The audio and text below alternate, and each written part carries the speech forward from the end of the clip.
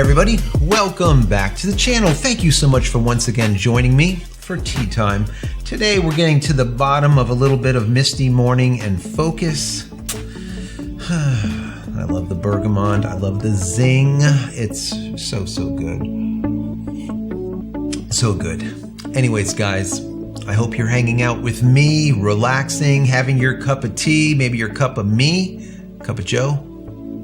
You know what I mean? I'm not a coffee drinker anymore. It's been about 2.5 to 3 years that I haven't drank coffee. Can you believe it, guys? Can you believe it? It's been forever, it seems, but I don't really miss it. I used to drink like carafes of coffee, and then I just started getting a lot of ill side effects, you know?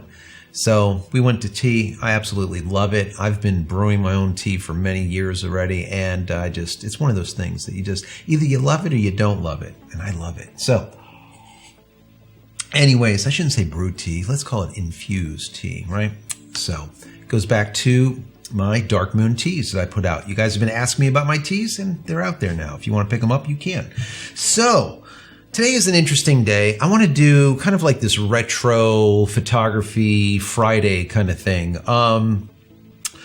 I got some information, I think it was from DP or someone, that Fujifilm was going to discontinue film, their PRO400H line. And I was looking at it and I'm like, wow, I remember that film. That was really good stuff, really good stuff. Fuji's been making film forever, hundreds and hundreds and hundreds of different types of rolls of film. And they do a really good job with it. And they're slowly, obviously, going the way of the dodo bird, and that's just the way it is. But I kind of want to parlay that into some of this, I guess, show and tell, show you some of my stuff. And you guys have asked me about it over the last few months. Like, what do you do besides doing all the stuff that we see you do? And I want to tell you about it a little bit on my fine art stuff, okay? You guys know that I'm a DP. You know that I do photo, I do video, and everything in between. But for my, let's say, rec time, I sell large images, and I'll show some of them to you in just a second. Anyways, let me get into this announcement. I think it was DP or someone, they write that Fujifilm announced it is discontinuing production of its PRO400 color negative film in both 35mm and 120. That is the 135 and the 120. We'll get into that in just a second. They continue by saying, in an announcement posted on the PRO400H product page, Fujifilm says the, quote, unique film is being discontinued due to issues with procuring the raw materials needed to produce PRO400H film. And it reads in part as follows. FujiFilm PRO400H film is a unique product that is coated with a fourth layer, requiring specialized raw materials and chemicals. As it has become increasingly difficult to procure the raw materials needed to produce PRO400H, we regret to inform you that after careful consideration, Fujifilm has made the difficult business decision to discontinue PRO400H. How difficult it was, I don't know, because they probably weren't selling too much of it, but it is what it is. And let me share my screen with you, and you can see this announcement for yourself. What I did is I took a quick screenshot of it. If you look up Fujifilm, this is what you get, the Fujifilm PRO400H. This is what it would look like. And as you can tell, the large box here is medium format or 120, and the small box is your 135 or 35mm version of the exact same stuff. And it is quite an amazing roll of film. They do a really good job with it, and it does have a certain look to it. And for me, I think the look is exceptional. Everyone likes something different, but for me, I think that it just has its own characteristic. And that is one of the things that I always found fascinating with film when I was shooting a lot more film, is that the process wasn't just shooting and then later on in post-processing trying to figure out how you want it to look. When you pick a film, that goes into the entire look of what you're trying to get out of it. So you would pick film based on how much light you have. You'd pick the film based on how the grain lays, all right? How large is the grain? How tight is the grain? What is the size of the grain? The equivalent to noise now with digital cameras, but digital camera noise looks like crap, whereas actual grain from film looks sweet, in my personal opinion. Now, if you want to get really, really super fine grain that you can't even see that there's grain there at all and it looks like a digital shot, you can. But if you want to get a little bit more grain to it, or a lot of grain with large size grains, then you can do that too. So there's a lot of let's say the process goes into just picking the film before even shooting it. And then after you shoot it, then in post-processing, you can crop however you do. Doesn't really make a difference. But before that, how you develop it is very important on how the final output of that negative is going to read. What is it going to print like? It's basically how you develop it. Okay, so there's a lot. What chemicals are you using? There's a lot that goes into it. And that was what made it art, in my personal opinion, in comparison to just taking a snapshot, going into whatever your editor of choice is, and then fiddling around with whatever, okay, to try to get it to look, the way you want it. Now, obviously, for time, that is still the best way to do it, but there's still companies out there that shoot medium format color film for a lot of their product shots just because they like the way it looks. There is a certain warmth to it. There's a certain look. It's hard to get with ones and zeros. Digital just looks almost too perfect. Okay, I know it sounds kind of weird, but it is the case. Anyway, so basically they're getting rid of some of that. Let me go over to a page here of Discontinuing Film. I think this is interesting. Here you go. Check this out. We can see here a whole bunch of Fujifilm that has been discontinued over the years. And you can see the circa dates, when it begins to when it ends. And I highlighted this one right here. The reason I did is because I have some sitting here. So check this out, guys. And there you go. Let me see if the Sony will like to focus in on that instead of me. Well, it does. Good job, Sony.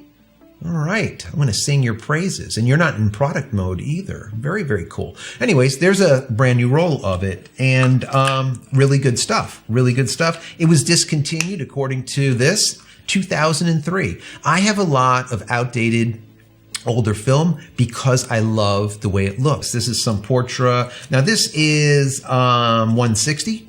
This is color though, color negative.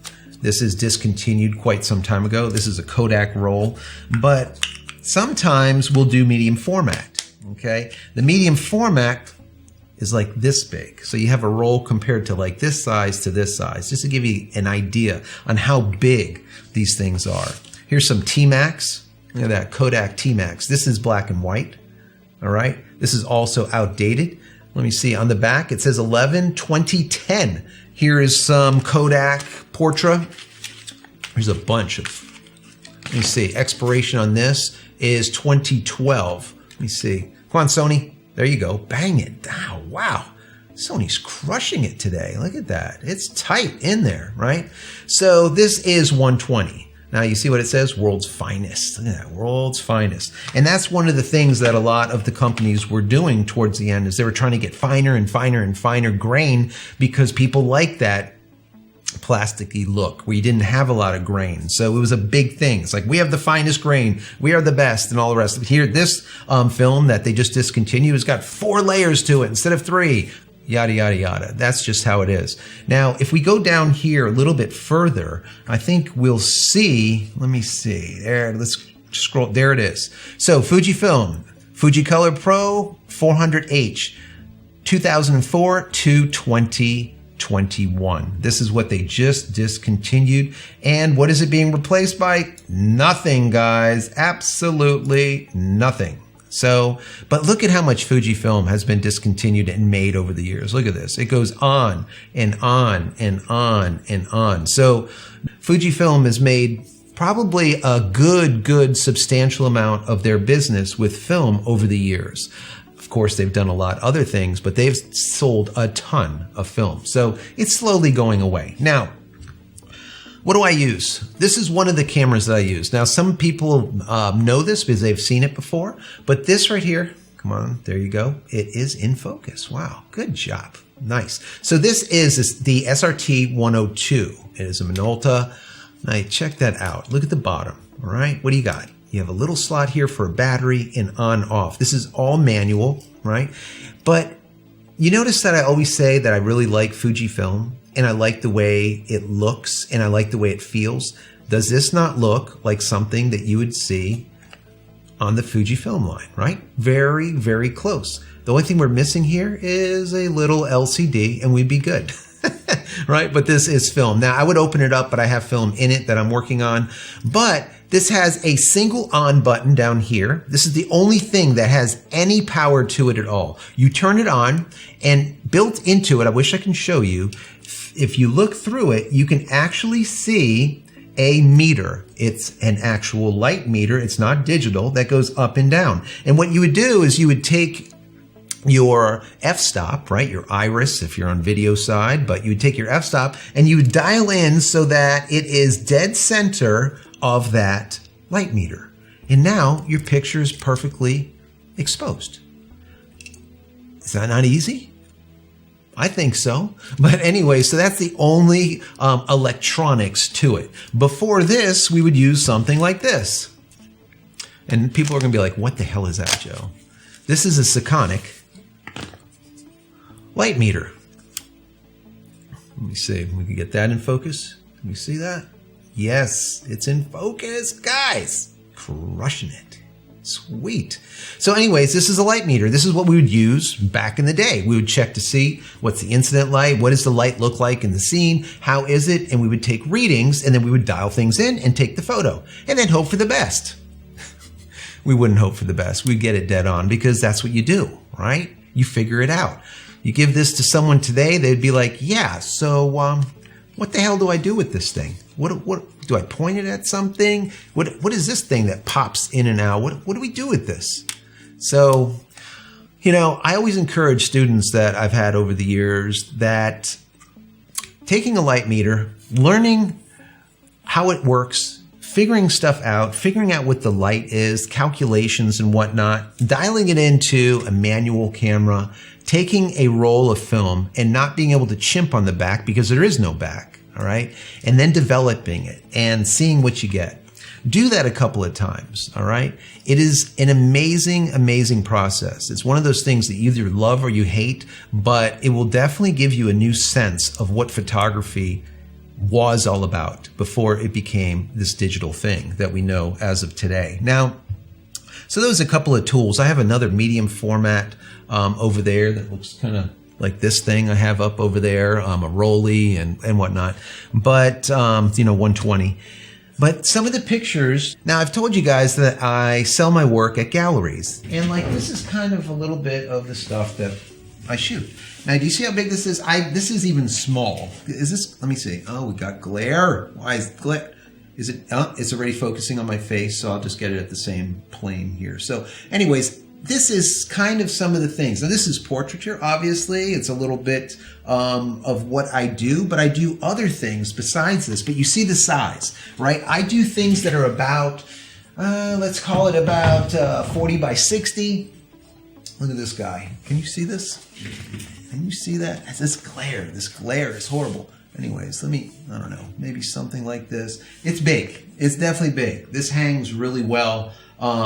This is, let me see, this is number 9. Let me see, yep, this is print number 9 on this one. So I label everything, and when people purchase it, they know how many the total run will be, and everything is signed and whatnot. So these are like a kind of some of the stuff that I do. And I absolutely love it, guys. I love it. And everything is shot with a camera like this, a manual, black and white film, either 35 millimeter or 120, whatever. But this is what I do. And those prints are actually done chemically. I go old school with everything, all right? What does that mean? That means instead of using like an Epson or something that just blows ink all over, right? It's actually chemically processed. So it's chemically processed on the actual negative, and then I do all of the work. I do any kind of corrections that need to be done. It gets fully developed inside of a bath, okay? It is done in a dark room, that size, up to like 60 by 40 in a dark room. So I do it because I absolutely love it, to just take it from the beginning to the end, from soup to nuts, all manual. It just gives me just relaxation and pleasure from doing it. And the longevity of that's actually done chemically is a hell of a lot longer than the blown paint, the blown ink that you see like with an Epson or any other, or even a Fuji printer, okay? They say that those inks are good for like 100 years. It's a bunch of nonsense. I don't believe it for a minute. That's going to be around for a hell of a lot more than 100 years, okay? Because it was stabilized proper. Everything was done proper. So anyways, that's the kind of thing that I do, and I absolutely love it. So this retro Friday, I'm kind of bringing back some of the old film stuff for you guys because I just think it's fun, right? For me, if you're ever having a problem with creativity, all right, and you just can't figure out where you want to go with stuff, it always works to go back to the basics, all right? Drop all of the stuff that makes things so simple, you know, like a 1D or something. You're just, motoring 20 frames per second and just spraying and praying and hoping for the best. You know, when you use a camera like this, there is no spray and pray, right? Each shot is deliberate. It's thought out. Everything is exact. You get the crop exactly how you want it in camera, right? Everything is done exactly how it is and not later on in post-production and hope that it turns out well. I can't tell you how many people take shots just willy-nilly and then later on in post-production they crop in 25, 50%. And they don't realize what they're doing. But if they have, for example, a 25 or let's call it a 30 megapixel camera, okay, and like, wow, this is pretty good, 30 megapixels. And then they take this shot willy-nilly and then they have to crop in 50%. Their 30 megapixel camera just turned into a 15 megapixel camera, like that, right? You just lost half your data. Don't do it. Get it right in camera. And sometimes shooting slower, manual, is a really cool way to kind of slow the process down and be able to get things exactly the way you want it on the negative before you even go into post-production. There shouldn't be a lot of post-production. People I see all too often spend longer behind the computer than they are out and about shooting. And that is a major problem today. That's my personal opinion, all right? Get it right in camera and have less time behind the computer so you can enjoy your time out and about doing the photography, right? That's what you want to do. You want to do photography, right? Make photos, make images, not sit there and post-process them, right? Not fun, in my personal opinion. So, anyways, guys, just a little bit of nostalgia there. If you guys have an old film camera, 35 millimeter, or maybe a medium format, in the comment area below this video, tell me what it is. What do you like about it? What don't you like about it? Reminisce a little bit, because I would love to hear it. There's a lot of young guys out there today, 15, 20 years old, 25 years old, that are looking into shooting film just for the sole purpose to see what it's all about. You know, what is the process that we used to have to go through in doing so? And it gives a new, I would say, a newfound sense of appreciation of what we considered a true professional photographer back in the day in comparison today, where someone buys a box camera out of Costco, they load that thing up and they're ready to go and they're professionals shooting weddings. They have not a frickin' clue, right? And that's why the images end up like trash, because they don't know what they're doing, right? They shoot all the time, like I said last night on a live broadcast that I did, they shoot P for professional. I'm kidding, obviously, but P for professional. They throw it on there and that is like clack, clack, and the thing is a mess. The camera is trying to guess what the exposure is. Everything is a hot mess, right? It's a wreck. So don't do that, you know, get it right. I encourage everyone to shoot manual, even if it's digitally, shoot manual, learn the camera, know your gear inside and out. And then later on, if you want to shoot aperture priority, shutter priority, whatever, you know how to compensate. And you know, if you're in a setting that the camera cannot compensate, you can flip over to manual and be able to do it yourself. Perfect example is some extreme, really powerful backlight behind a subject. The camera, I don't care if you shoot aperture or shutter priority, it's not going to be able to do it. You flip over into manual, you get it done, and you'll be able to get out of there and you got the shot. right? The other guy is going to sit there and struggle and try to fix things instead of just getting the shot. And that's the difference, in my personal opinion, between a professional and a pro-am or an amateur. The professional, no matter what the situation is, I don't care how bad it is, they will get the shot. And not only will they get the shot, they will get it quickly. Because most of the time, professionals do not have a lot of time with clients, with whatever. Maybe with a scene that's changing very quickly, whatever it is, they need to get the shot. So that to me is the difference. Obviously, people say, oh, you're a professional when you get paid for it. Well, that is the case also. But for me, a professional is someone that can get the shot in the worst circumstances where no one else can get the shot. They get the shot. That's why they're considered a professional.